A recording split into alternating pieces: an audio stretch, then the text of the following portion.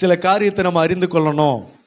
கர்த்தருக்கு சித்தமில்லாத காரியத்துக்கு நாங்கள் என்ன பண்ணக்கூடாது, ஜெபிக்க கூடாது. நீ ஜெபிக்கிற ஒரு ஜெபத்துல அதை முதல்ல என்ன கவனிக்கணும், கர்த்தருக்கு இந்த காரியத்தை அவருக்கு பிரியமா, இந்த காரியத்துக்காக நம்ம ஜெபிச்சோம்னா கர்த்தர் இதை அனுமதிப்பாரா, இதை நமக்கு வாய்க்க பண்ணுவாரா என்பதை முதலாவது என்ன செய்யணும், கவனிக்க வேண்டும். அல்லேலூயா. தாவீது ஒரு முறை தன்னுடைய மகனுக்காக ஜெபம் பண்ணான். மகன் யாரு?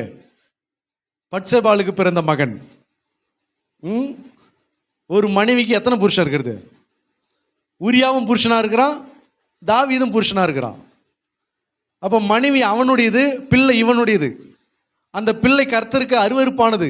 ஆகவே அந்த பிள்ளை பிழைப்பது கர்த்தர் விரும்பல, தகாத முறையில் பிள்ளை பிறந்த பிள்ளை அது. ஆகவே அந்த பிள்ளை மேலே கர்த்தர் அவர் அந்த பிள்ளை அடித்தார்னு இருக்கு.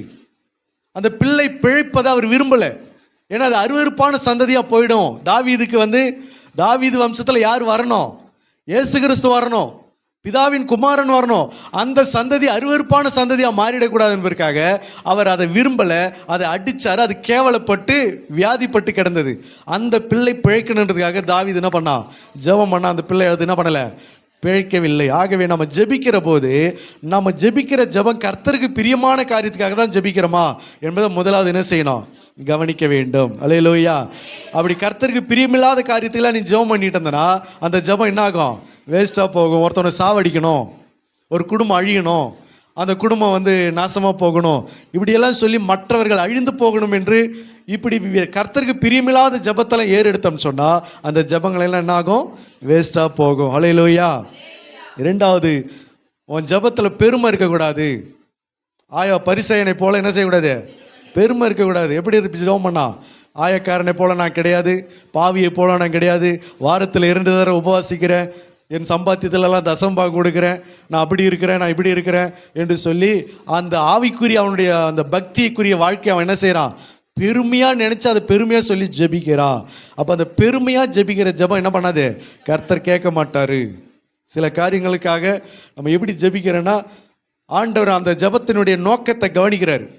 இந்த காரியத்தை அவங்க எதுக்காக ஜெபிக்கிறாங்க, எதுக்காக கேட்குறாங்க அப்படின்னா, இவங்க புறஜாதிகள் மத்தியில் பெருமை பாராட்டுவதற்காக இந்த விஷயத்தை அவங்க கேட்குறாங்களா, சொந்த பந்தங்களை வெட்கப்படுத்தினதுக்காக இதை கேட்குறாங்களா, இல்லை யாரையோ ஒருத்தவங்களை அவங்க முன்னாடி இவங்களை கெத்த வாழணும்னு சொல்லி கேட்குறாங்களா அப்படின்னு சொல்லி அந்த பெருமைக்குரிய ஜெபத்தை அவர் முன்னதாகவே அறிந்து அந்த ஜெபத்தை அவர் என்ன பண்ண மாட்டார், கேட்க மாட்டார். அப்போ நம்மளுடைய ஜெபங்கள் பெருமையின் ஜெபமாக என்ன பண்ணக்கூடாது, பெருமைக்காக காரியத்தை ஜெபிக்கிற ஜெபமாக இருக்கக்கூடாது. அப்படி ஜெபிச்சோம்னா என்ன ஆகும், வீணா போகும். அல்லேலூயா, அல்லேலூயா. இப்போ உதாரணத்துக்கு இப்படி கேட்குறோம், ஆண்டவரே இந்த ஊரில் எங்கள் வீடு தான் ஆண்டவர் பெரிய வீடாக இருக்கணும் ஆண்டவரே. இது என்ன ஜெபம் இது? எங்கள் ஸ்கூலில் என் பையன் தான் ஆண்டவர் ஃபர்ஸ்ட் ரேங்க் எடுக்கணும். இது என்ன ஜெபம் இது? அல்லேலூயா.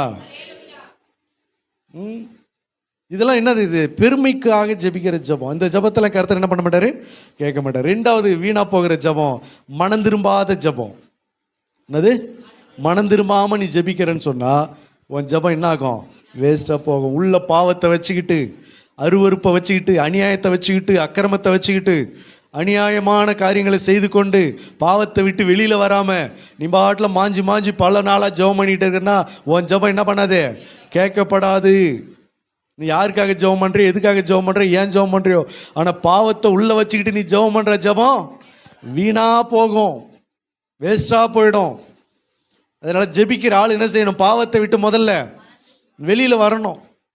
ஒரு சிலுவையில் ஒரு கல்லன் என்ன சொல்லி ஜெபம் பண்ணா ஆண்டவர்கிட்ட, ஆண்டவரே நீங்கள் கிறிஸ்துவானால் உன்னையும் காப்பாற்றிங்க, எங்களையும் காப்பாற்றிங்க, உங்களையும் ரட்சித்துக் கொள்ளுங்க, எங்களையும் ரட்சித்துங்க. அவன் எங்கன்னா மனம் திரும்பினானா, இன்னொருத்தன் மனம் திரும்புகிறான், ஆண்டவரே பாவியாகி என் மேலே அடியன் மேல் கிருபையாயிரும், உங்களுடைய ராஜ்யத்தில் வரும்போது என்னை நினைத்தரலாம் அப்படின்னு சொல்லி மனம் திரும்பி மனஸ்தாபப்பட்டு கர்த்தரிடத்தில் ஜெபிக்கிறான். அந்த ஜெபத்தை கர்த்தர் இன்றைக்கு நீ என்னுடனே கூட இருப்பாய் என்று சொல்லி ஆண்டவர் அவனை ரட்சித்தார்.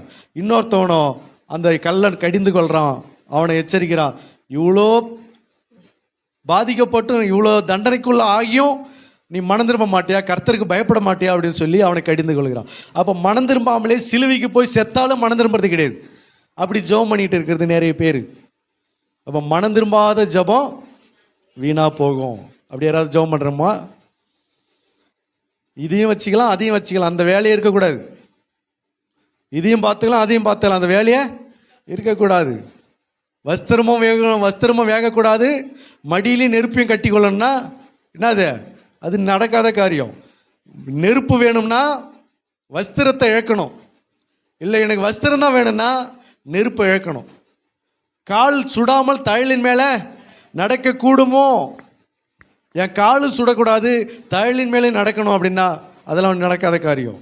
அதுபோல் பாவமும் வேணும், என் குடும்பத்தினுடைய நன்மைகளும் எனக்கு வேணும் அப்படின்னா அது நடக்காத காரியம். அந்த ஜபங்கள் அப்படி யாராவது ஜபம் பண்ணி முயற்சி பண்ணால் அந்த ஜபங்கள் என்ன ஆகும்?